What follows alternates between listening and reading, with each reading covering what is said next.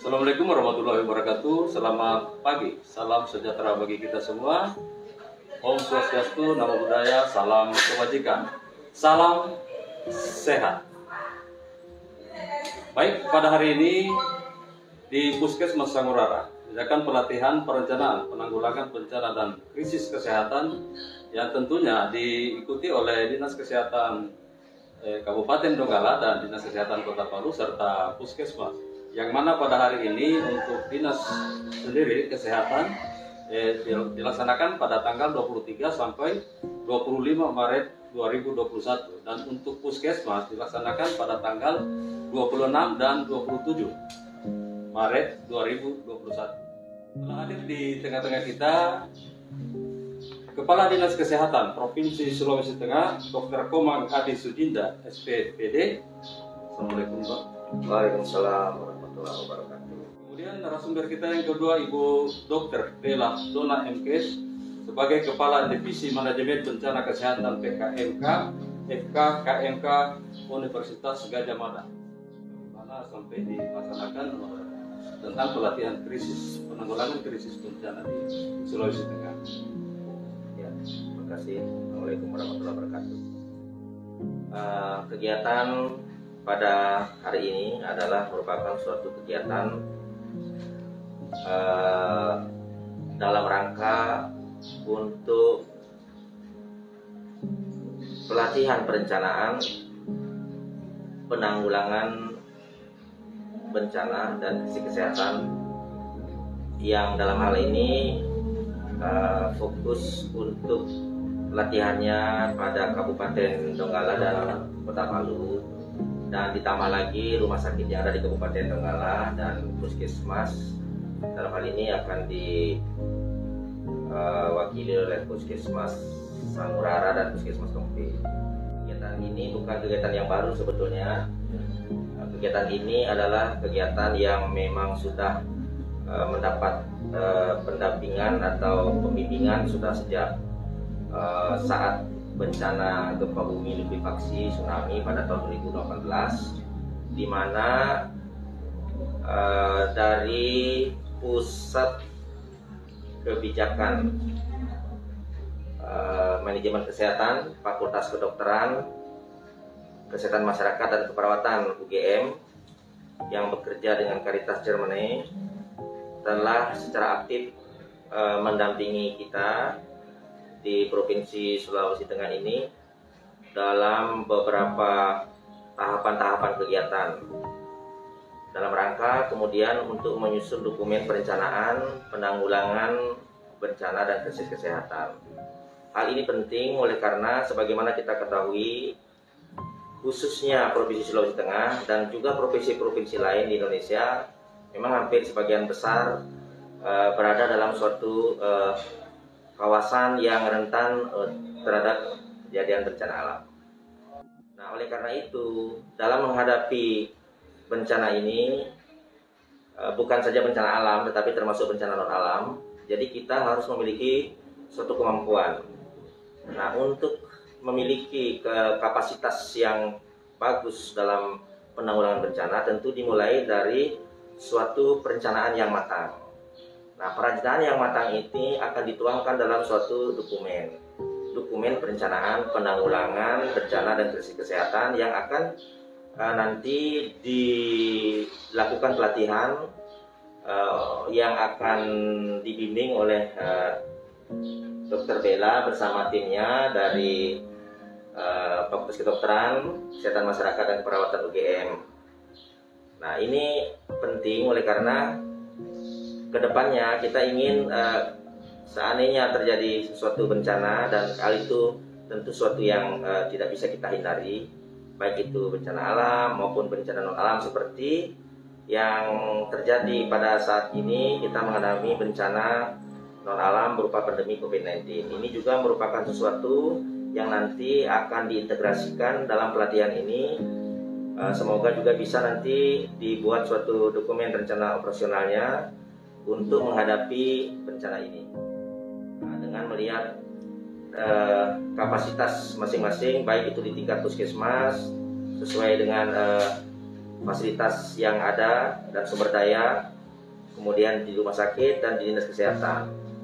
Dinas kesehatan sebagai leading sektor tentu harus mampu mengampu dan selalu berkoordinasi, melakukan monitoring, evaluasi tentang keberlanjutan daripada dokumen ini yang harusnya merupakan sesuatu yang bersifat update dan bersifat hidup yang selalu diperbaiki. Mungkin itu yang mendasari sehingga kegiatan ini sangatlah perlu dilaksanakan, dan terima kasih kepada Dr. Bella Dona dan tim. Semoga kegiatan ini ke depannya mulai hari ini sampai tanggal 30 Maret, 1 April ya, 1 April akan bisa berjalan dengan lancar. Sekian ya. Baik, terima kasih Pak Kadis. Jadi untuk selanjutnya mungkin sudah kita Dr. Bella Dona selaku Kepala Divisi Medislim, mungkin bisa dijelaskan sedikit dan sasarannya seperti apa. Baik, terima kasih. Jadi memang seperti yang sudah disampaikan oleh Pak Kadis tadi, memang tujuannya adalah kita meningkatkan kapasitas dari dinas kesehatan, rumah sakit, dan puskesmas. Jadi artinya kita selain dari fasilitas kesehatan, SDM-nya, juga logistik, juga fasilitas itu memang kita siapkan. Sehingga memang sasarannya adalah selain kita memiliki sumber daya yang siap dalam menghadapi bencana, juga untuk membantu masyarakat. Artinya kalau fasilitas kesehatan kita ini siap dalam menghadapi bencana, otomatis yang mendapatkan hasilnya adalah masyarakat. Itu yang kita harapkan. Nah, kegiatan ini memang sudah kegiatan yang kedua untuk pelatihan, karena di sebelumnya kita di puskesmas di Kabupaten Sigi, dan di tahun ini perluasannya di Kabupaten Donggala dan juga Kota Palu. Harapannya semoga di tahun depan kepulauan ya, rencananya seperti itu. Semoga mudah-mudahan bisa berlanjut seperti itu. Kira-kira hanya itu. Ya, mungkin lebih spesifik lagi Ibu tentang ini apa yang diharapkan. Kalau di dalam setiap kali penanggulangan bencana, yang menjadi koordinator itu, kita kan memiliki seperti di Permenkes 75, kita memiliki klaster kesehatan. Jadi dari seluruh, kalau dari BPBD kita punya klaster, dan salah satunya dari klaster kesehatan. Nah, di dalam klaster kesehatan itu yang menjadi koordinator, kemudian sub-sub klasternya itu adalah dinas kesehatan. Ya, dinas kesehatan, sehingga memang sangat dibutuhkan dinas kesehatan ini menjadi kuat. Kuatnya itu dalam artian pada saat terjadi bencana, siapa yang akan melayani menerima relawan itu sudah tahu. Kemudian bagaimana dengan komunikasi, apalagi ke masyarakat, seperti contohnya pandemi sekarang ini. Banyak risiko komunikasi yang sangat-sangat kita butuhkan untuk bisa diperbaiki kepada masyarakat. Jadi hoak-hoak atau apapun mereka bisa memahami bahwa oh ini salah, ini yang benar, seperti itu. Kemudian kebutuhan logistik. Nah, artinya SDM kita ini memahami bagaimana cara mendapatkan logistik, bagaimana cara pencatatannya, bagaimana cara mengaturnya, dan bagaimana cara mendistribusikannya. Jadi sebenarnya sudah ada ya Pak ya, di dinas kesehatan kan sudah ada yang mengatur, tapi bagaimana situasi yang sehari-hari dan pada saat situasi bencana itu berbeda. Bagaimana kesigapan dari SDM ini untuk bisa melakukan pendistribusian logistik secara cepat dengan pemenuhan logistiknya seperti apa. Jadi nanti masing-masing subklaster yang ada, subklaster layanan kesehatan, pengendalian penyakit, gizi, kemudian Cashpro, kemudian juga Prokes, data dan informasi, DPI. Jadi semua ada 8 subklaster kita. Ada 6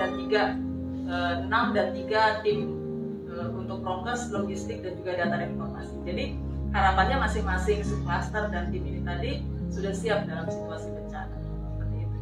Kembali lagi ke Pak Kadis, dalam hal untuk pelatihan ini kan tentunya kan puskesmas sudah dibekali nanti dengan ilmu yang ada.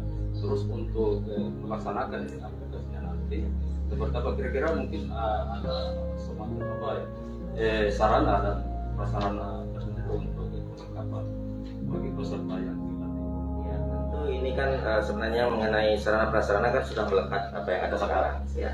Ini penguatan daripada penyusunan dokumen perencanaan. Ya disebut sebagai kalau di dinas itu ya kita sebut saja dinas kesehatan, disaster plan. Nanti kalau untuk rumah sakit ya hospital disaster plan. Kemudian ada puskesmas ya puskesmas disaster plan. Ya.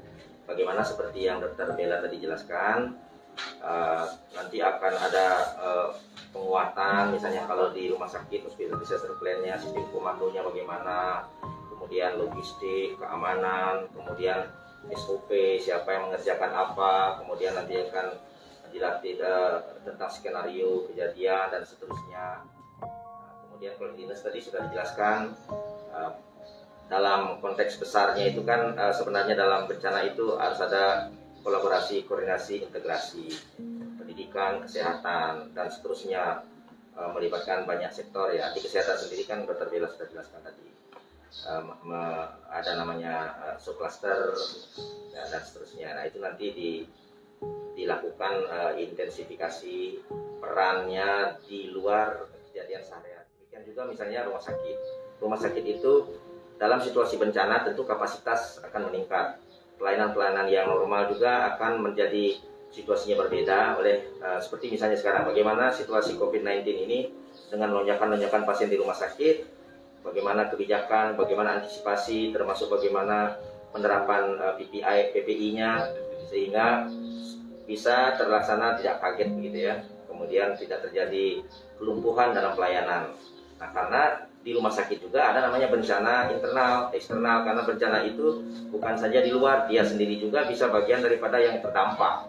SDM kita sama dengan gempa bumi juga kemarin, SDM itu sendiri juga menjadi terdampak bencana. Oleh karena itu dalam mengelola misalnya relawan-relawan yang akan datang itu kan harus diorganisir dengan baik ya dok ya. Terima kasih. Hadirnya di Desa Kesehatan Sanggurara pada hari ini. Terima kasih Pak Gadis. Terima kasih. Bila Dona. Terima kasih. Jadi memang dalam hal untuk pelaksanaan pelatihan tentang penanggulangan bencana dan krisis kesehatan di Puskesmas Sanggurara pada hari ini kita bisa bertiga halnya, yaitu mempunyai tenaga yang akan kita latih, tentunya mempunyai tenaga yang pertama tenaga yang terlatih, kemudian memahami teknik penyusunan dokumen disaster plan, dan yang ketiga mempunyai komitmen untuk menyelesaikan penyusunan dokumen disaster plan pada hari ini. Baik, terima kasih. Kami akhiri. Wassalamualaikum warahmatullahi wabarakatuh. Salam sehat.